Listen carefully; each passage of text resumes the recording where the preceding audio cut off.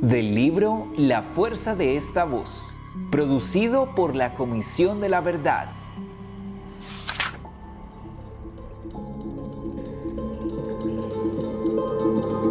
Soy oriundo de Puerto Rondón, Arauca. Con mi familia nos empezaron a suceder unos hechos desde que las FARC me quisieron reclutar y yo me volé. Eso fue en 1992, en la vereda San Ignacio de Puerto Rondón. Me tocó botármele al río Casanare. Ese día asesinaron a un muchacho que se crió con nosotros. A mí me tocó durar 8 días metido debajo de un colchón en Rondón, porque ellos me buscaban por cielo y tierra. Ahí empezaron la tortura y la violencia contra mi familia. No pude volver durante 2 años. El 23 de enero de 1997 llegaron los paramilitares a la finca propiedad de mis papás. Los sacaron a ellos y los asesinaron. Casi no nos dejan recoger ni siquiera los cuerpos. Mi papá era un señor que nunca se metía con nadie. Era un hombre cuya vida era trabajar arduamente para sacar a su familia adelante. Y mi mamá era una señora bailarina de joropo. Todos nos fuimos para Tame porque nosotros vivíamos unidos. Somos 10 hermanos, 8 mujeres y 2 varones. En medio de ese desplazamiento, a los 8 días falleció mi hijo de 9 mesecitos y a los 2 meses falleció mi hermano. Murió de pena moral porque él no se valía por sí solo. A los poquitos días, la guerrilla mató a los 5 hijos de mi hermana Estela porque no querían irse para ese grupo armado. El muchachito menor tenía 11 años. Nos regamos por todos lados. Unos se fueron para Cúcuta, yo me vine aquí, para Yopal. Sin embargo, en el 99 me agarraron los paramilitares aquí en la nevera. Yo manejaba maquinaria, haciendo la vía de San Luis de Palenque.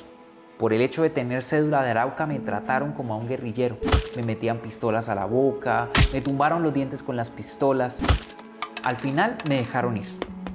No siendo suficiente con eso, caí preso.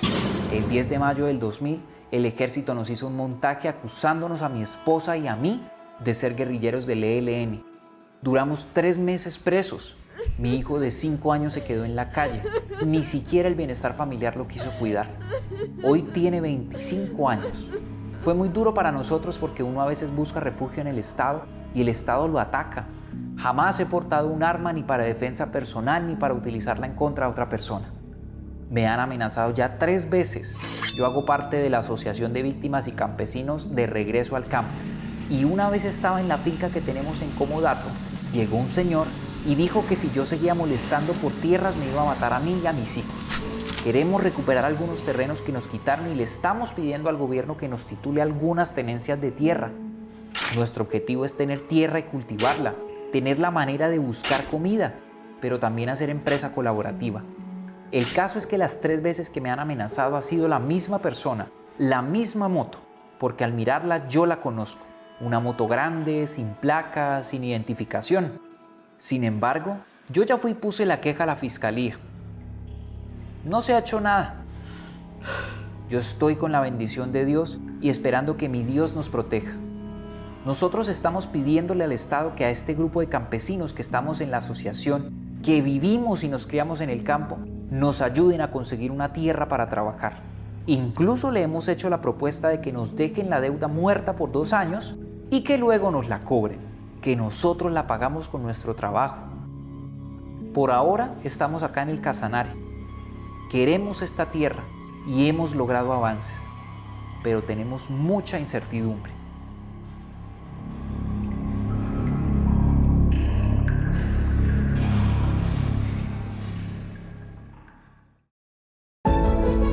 Esta lectura parece de mentiras, pero ¿será que nos dice la verdad?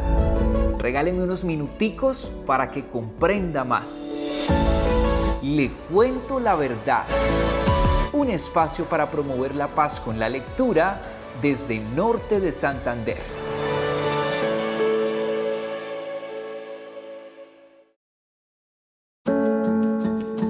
Les damos la bienvenida a todos aquellos oyentes que sintonizan Le Cuento la Verdad desde Cúcuta, desde los demás municipios de Norte de Santander, de los demás municipios de Colombia y, ¿por qué no?, de otras partes del mundo.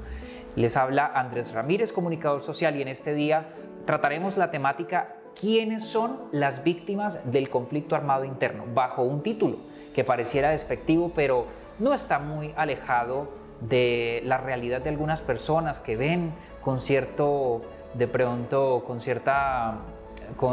perspectiva inapropiada a las víctimas del conflicto, seres sintientes, seres que han sufrido demasiado. Bajo el título Esos que llaman víctimas, trataremos esta temática. ¿Cuál es el verdadero papel de una víctima del conflicto?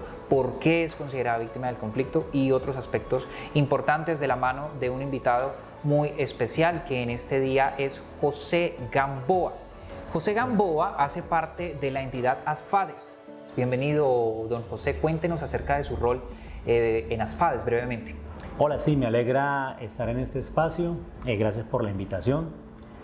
Sí, precisamente hago parte de ASFADES. Sí, actualmente soy coordinador de la sección a Cúcuta y no hago parte de ASFADES porque quisiera, sino porque mi padre fue desaparecido el 1 de diciembre del 2002. Antes de entrar en contexto, don José, quería preguntarle qué significan las siglas ASFADES. Sí, ASFADES es la Asociación de Familiares de Detenidos Desaparecidos. Es la primera organización de víctimas de desaparición forzada en Colombia. Muy bien, listo. ¿Quiénes son las víctimas del conflicto armado? Ahora sí, don José. ¿Quiénes son esos que llaman víctimas, como decíamos en el título?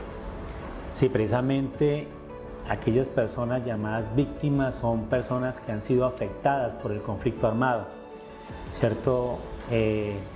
Sea por el mismo Estado, sea por los grupos armados al margen de la ley, y que pues han causado un daño irreversible a estas personas. Vamos a escuchar una cápsula que nos trata de acercar un poquito a esta realidad tan terrible con base en el informe final de la Comisión de la Verdad. Me dijo un pajarito. De acuerdo con el informe final de la Comisión de la Verdad, la cifra de víctimas del conflicto armado supera los 9 millones. Conoce otros datos como este en minorteapp.org.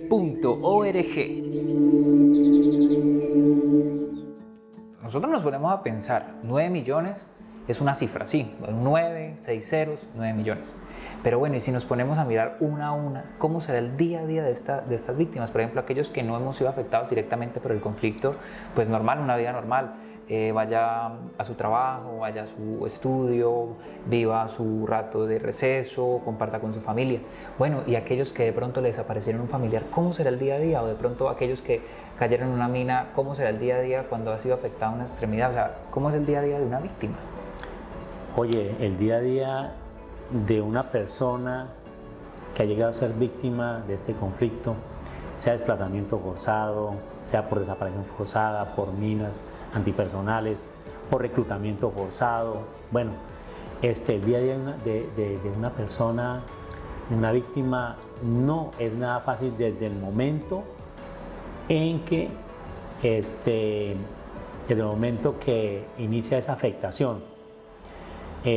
Muchas personas han tenido que desplazarse de sus territorios, del campo hacia la ciudad, y no ha sido nada fácil llegar a una ciudad donde no se conoce a nadie, donde el diario vivir es diferente, donde ellos estaban acostumbrados a trabajar el campo y la tierra producía sus alimentos.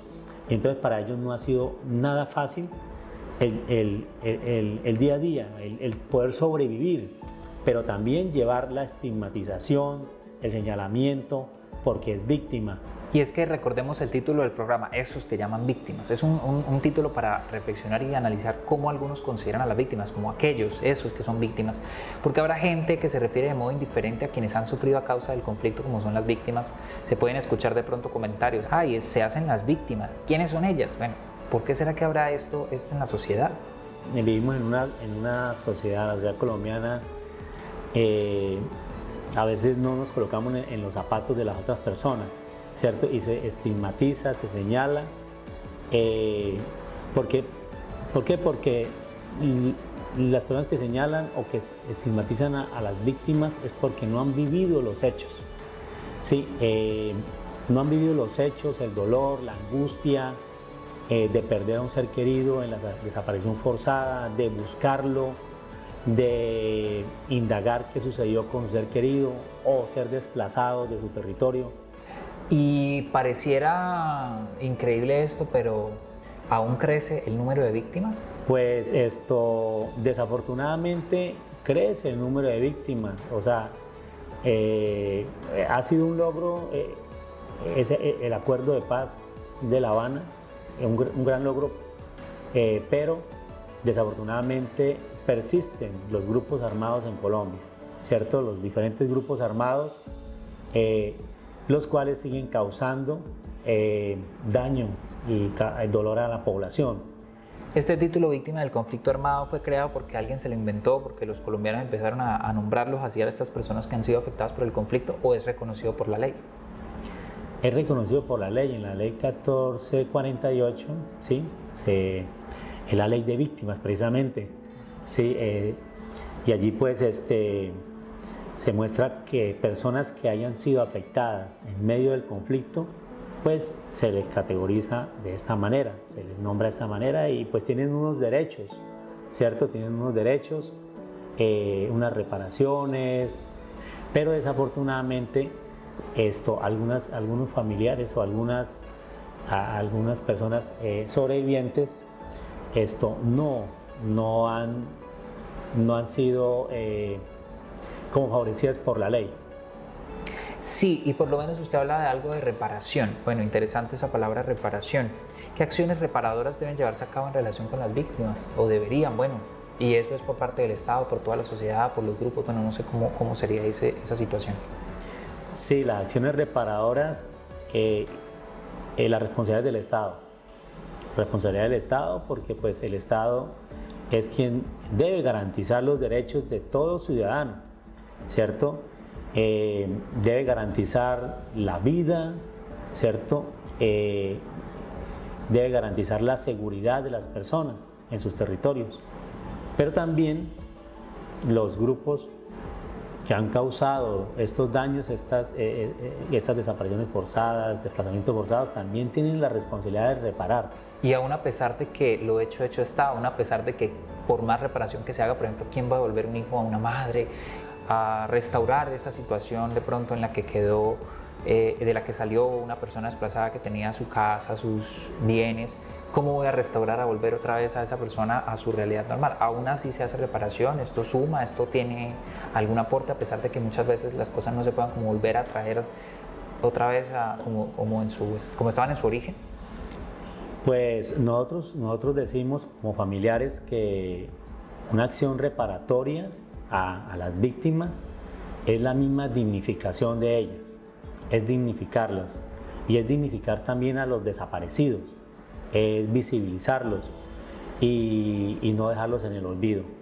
Los familiares se sienten reparados cuando se busca a la persona desaparecida, a su familiar desaparecido. Eso es algo que repara. El que también no haya impunidad también repara a los familiares, ¿cierto? No se deja allí en el limbo todo este hecho y pues y esto pues ayuda a mitigar el dolor de las familias. Don José, quería preguntarle, ¿hubo tiempos en los que no se reconocía y no se tenía cuenta a las víctimas desde el punto de vista legal? Sí, podríamos decir que en los años 70s, 80s, y podríamos decir que en mediados de los 90s no se tenía en cuenta o no se reconocía a las víctimas. Aún no. Claro, porque las desapariciones forzadas vienen desde antes de los 70, ¿sí? Que fueron realizadas por el Estado, ejecutadas por agentes del Estado. Pero el Estado desafortunadamente no reconocía que estas personas eran víctimas del conflicto, ¿sí? ¿Todavía hay posibilidad de que aquellos que han sido afectados por algún hecho del conflicto, algún hecho violento, algún hecho de esta guerra, puedan ser actualmente a esta fecha reconocidos como víctimas? Y también quisiera preguntarle cuál sería, al menos en lo más elemental, en lo más básico, cuál es la ruta para que esta persona pueda digamos, a poder recibir ese reconocimiento por parte del Estado como víctima? Sigue sucediendo hechos violentos en los territorios. El Estado debe seguir reconociendo a estas personas que son afectadas tanto por grupos armados, al margen de la ley, como también por agentes del Estado, ¿sí? Y debe reconocerlos como víctimas. ¿Cuál es sí, el la proceso? ruta, el proceso es la persona afectada debe dirigirse a instituciones como Defensoría del Pueblo, Procuraduría, Personerías y colocar la denuncia, ¿cierto?, al Ministerio Público.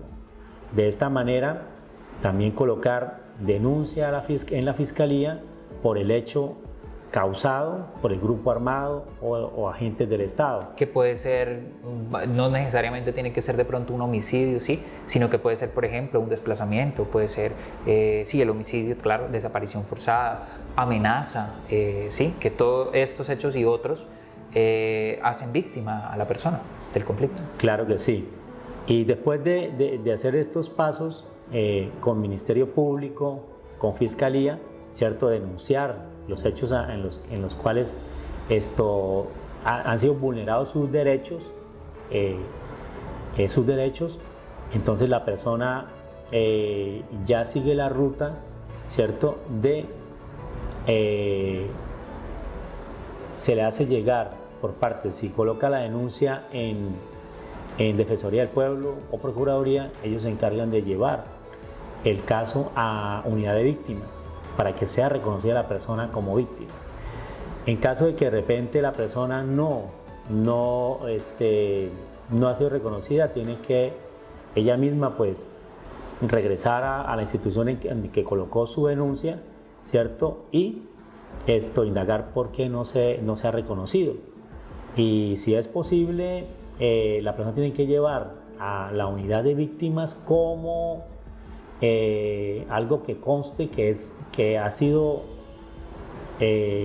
por decir algo, amenazada o ha tenido el hecho de desaparición forzada o desplazamiento, llevar una certificación de la Fiscalía, solicitar a la Fiscalía una certificación de su denuncia, para que de esa manera en la unidad de víctimas reconozcan como el hecho en el cual ha sido victimizado.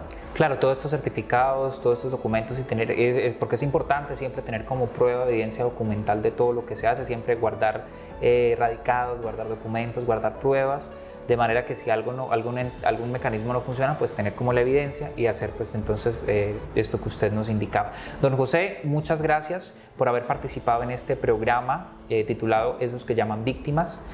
Ya conocemos un poquito más acerca de lo que es una víctima del conflicto armado, su día a día, su cotidianidad, todo lo que han sufrido.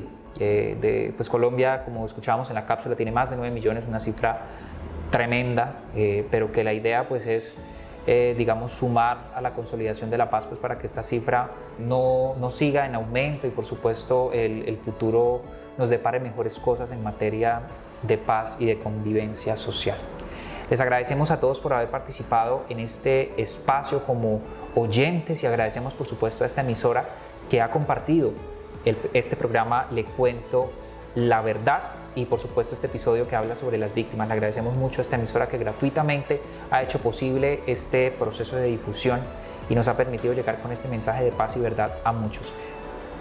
En un próximo episodio seguiremos conversando sobre otra temática que implica la paz, una palabra que debe resonar mucho en Colombia para seguir construyendo una mejor sociedad.